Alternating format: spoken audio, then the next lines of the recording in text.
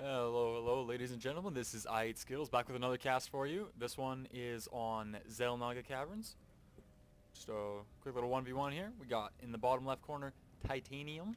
There's a blue Terran spawning down here. Sounds like a very solid name, especially for Terran. It's just suiting. A Titanium Zerg just wouldn't sound right unless we're talking cyborgs. And MattyPatBals. It's definitely a lot more chill name. Okay. Now, this game in particular is very special. It's extraordinary. Pop this production here, so don't forget. The reason this game is so special is because this game was sent in by a viewer. It's the first game we've ever had sent in by a viewer, by one of our very few. I'm not going to tell you which person sent it in, simply because obviously people don't want to send in games that they lose. So, this game was a silver game that moved them up to gold. It was their one game, their final promotion game, and that's a special occasion on its own, but especially because it got sent in. We really appreciate you sending this one in. Anybody that else has a replay, we would really prefer to cast those ones rather than just random replays we find. If somebody sends it in, we will find a way to cast it. We might have to upload some of them in 2 parts because they're long games.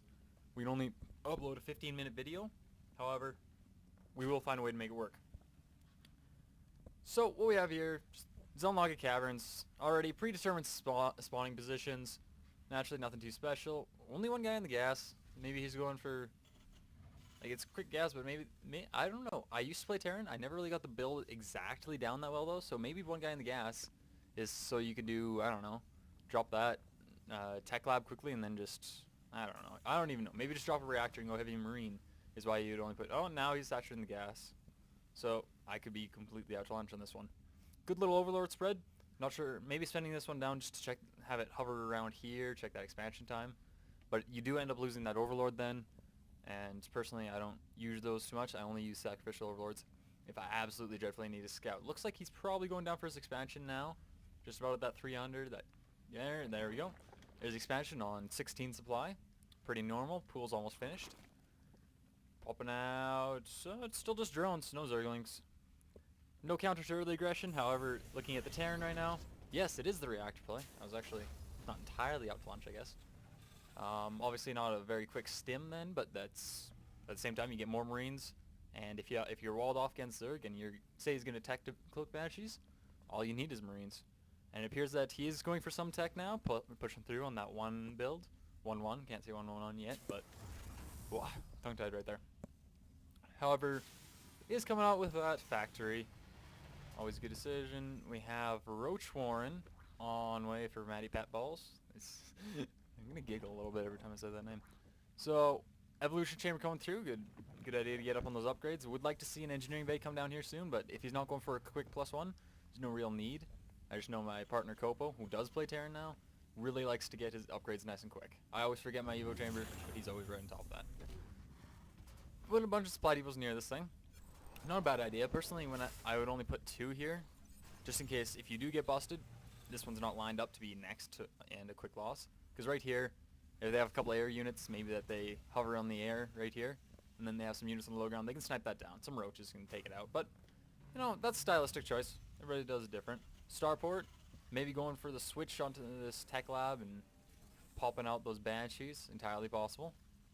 Still just pumping out Marines, which is pretty good. If he is going to go cloak Banshee, that does allow him to have that. Never mind. Infernal Pre-Igniter and Hellions. We're gonna be seeing some quick Blue Flame Hellion play. That's good. Now back to the Zerg. Take a quick check on Matty. I'm not going to finish the rest of that. Nothing coming through on the Evo Chamber yet. Nothing on the Roach. Nothing here. Not getting the layer down just yet. But maybe it's on the way. Queen's on the route for this one. 1 Roach on the field. 2 Roach. Let's look at the units tab. Oh. 4 Roaches, 1 Hellion. Very close on the drone and SCV count. He's got 2 bases, but he's not producing his drones right now, which is very interesting to me. I always forget this name panel. I'm going to throw up the name panel here just because that looks cool. Half of it's the intro, and half of it's this gold little thing, the StarCraft logo in the middle. Very impressive, I find. Look at this supply. Of course, we see the Zergs ahead in supply. That's pretty normal at this point in the game. However, we do see it's not actually in mining units, so that's interesting. Flip back onto over production. Infernal Pre-Igniter getting fairly close to being finished. Looks like he's going to go for a drop with 2. I suppose, yeah, with Infernal Pre-Igniter, 2 is a very solid combination. Without Infernal, you want 3 because then you can one-shot drones. But with the 2, that'll cause all sorts of damage. Looks like we're seeing an 8 roach push. That's interesting. I mean, standard is 7, but I mean, you can shift it around all you like. This going for a drop here, so it'll be interesting to see which one of these does more damage. He is walled off here. I believe this bunker is in range of the bottom of the ramp there. Not entirely sure, but I think it is. This is on a path already set out for it. Coming up, do some dropping in there. He's 8. No, bad timing. Oh, just dodges those roaches. Looks like he's going to go up and take that xel'naga over here. Yes, he is. Getting back down here. He saw those roaches. That is in range. Perfect positioning. It'd be nice to have some marauders out to deal with this. However, he doesn't, and that's not a big deal. Get some tanks out, too. Works. If he's especially a good idea. Oh, I completely missed this. There's some. Looks like he actually got some damage off. Not maybe as much as he'd like, but some. Let's look at units killed. Control R. There we go. Getting those. Whoa. And the advantage is going straight all the way for the our Protoss buddy here. He's got 7 units killed. All of them workers. That's major. 7 workers. When you look at the total here, he's actually behind on drones. Zerg never actually wants to be behind. You always want to be one base up. Terran hasn't expanded yet. True. And he's got the roaches here to block it if he did. But it looks like he might. Those 10 roaches might be going for another push in there. If he could get vision on the high ground here, he could snipe off the supply depot, the reactor, all sorts of things without going within range of that bunker. However, this siege tank covers that ramp just perfectly. Supply blocked here for a brief second. Got double supply depots going down. No big deal. Floating some minerals. You know, best way I'd say to spend that would just be to drop a couple more barracks. Although he did do exactly that. Drop another barracks. Got the Tech Lab starport. And the only thing... Oh! Hellions doing a little more roasting there. I guess we should... Whoa! Looking at the supply difference here, let's look at that units killed tab again. 22 drones killed. That is major. When he's only got 25 SCVs total, when he killed 22 drones, he's on a firm advantage. Granted, he has this expansion up. It's only got 1 drone on it. Not minding anything. No big deal. The medvac escapes here with 30 health. Probably go home, get repaired. Looks like the roaches tried to do a little bit of aggression. Not much. A little bit of damage to that supply depot. That's about all that's really gone down. What's we got here? Barracks. Looking to spend that money. Very good, solid plan. Going for those barracks. More roaches. See, the supply is still pretty close between the two. However, we are seeing that... Oh, that's an awkward spot for overlords. But personally, I hate my own overlords. They get in my way. Queen on the side. Pretty well protected. But no drones pretty much. See, look at that 14 drones. Let's look at production. Yeah, just droning up now. Getting that Banshee, getting that cloak coming out. It's a little bit slower than it would be if he hadn't gone for the Hellion. But with that added harass, I mean, there is nothing Matty here can do about it. Even if he did scout it, and I'm pretty sure he hasn't. Let's look at Matty's view. What does he know about the Terran? Almost nothing. Literally, yeah, he literally knows nothing about the Terran. He knows tanks are out because he's probably taking some fire from them. That's about it. Banshee on the field now. It'll clean up these roaches if he wants it to.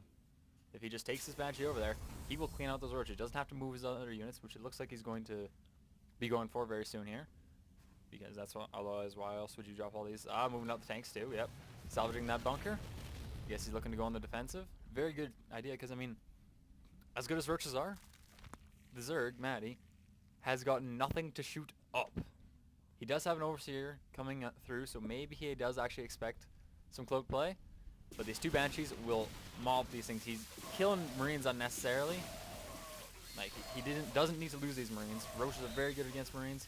He really doesn't need to lose them. Doesn't really need to cloak there either. Zerg has nothing to shoot up. Got a couple Spore Crawlers on the way now. But it's just, that's not very much. Banshees, I believe, are very... they don't outrage Spore Crawlers, but they're very close to it. What is the range on a Banshee here?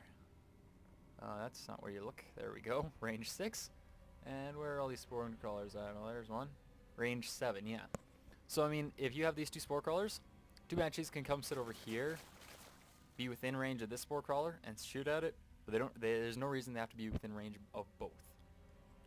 So, Very difficult to take out these 2 Banshees, especially if he gets more. No more coming through just yet. Got some stim pack coming out. Looking to spend that money, getting that MMM ball maybe. Although there are no more aircraft of any sort coming out.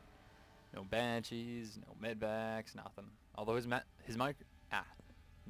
macro has really picked up here. Look at that. Look at those unspent resources. There's just nothing. Overlord coming in here. Don't let it get in your base, Matty. Not that it really matters though. Going for a little drop here, it looks like.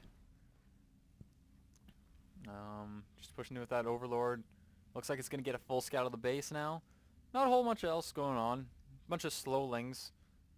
Metabolic boost almost finished there. Hitting Newentize carapace, faster Overlords. This guy is just going to kind of chill in Matty's base. Or in Titanium's base. Titanium's just... That's okay. You can see what I'm doing. Doesn't matter. Because that's just how Titanium is. He doesn't care. Maybe drop these Marines. Looks like he's going to just have it on a set path to go into the main base. Could have dropped them on the high ground and taken out all of these Zerglings, taking control of that tower. But that's okay. No big pressure there. Now let's see. Where is he going to? Don't go through the Spore Crawler. Oh, don't lose the medvac. Don't. Oh, that's not good. Losing that full medvac. Lots of units. However, I do believe we're still looking at a heavy worker. No. Worker advantage now goes back to Matty. Matty's getting back into this game. And Titanium's quite letting him just run all over. The Spore Crawlers are getting in the way of the mining, but not a big deal. Not mining any gas here. And I think I saw, yes, the spire coming through. Where is that at? Where is it? There we go. I'm just blind. He's really going to want it. There we go. He's saturating these gas now. Got both these guys are saturated. And this guy's is not saturated either. Be a very good idea to get some more guys in that gas, just because mutas are such gas-heavy units. I mean, I'm not sure exactly how much they are, but they're not cheap. It's funny, I play Zerg and I should know this. 100, 100, yes. I just always think of the fact that, okay, I'm going air. Time to get gas. Nothing else comes to mind, really, for me. What else do we have coming through here? The expansion coming down from Matty. Looks like it's a little farther away than it needs to be, but not a big deal there. Actually, it is almost definitely farther away than it needs to be. But again, not a big deal. Matty, or Titanium. I keep thinking this guy should be Matty. I don't know why. 5 tanks, 6 tanks out here in the front. That'll hold everything down very nicely. Getting a fairly good ball of mixed units. Zerg is going air though. He is really lacking the air. I'm worried about this for Titanium. Getting some Marines. Getting a missile turret. Right, he's got one there. That's very helpful, of course. I would say he should probably get some upgrades coming through, if I were to say anything of the sort. He doesn't even have +1 for his infantry down yet.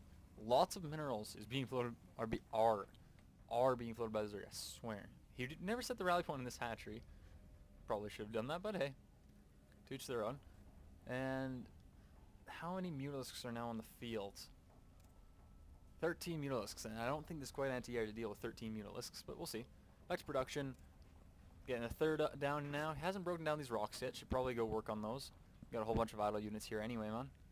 A lot of idle units.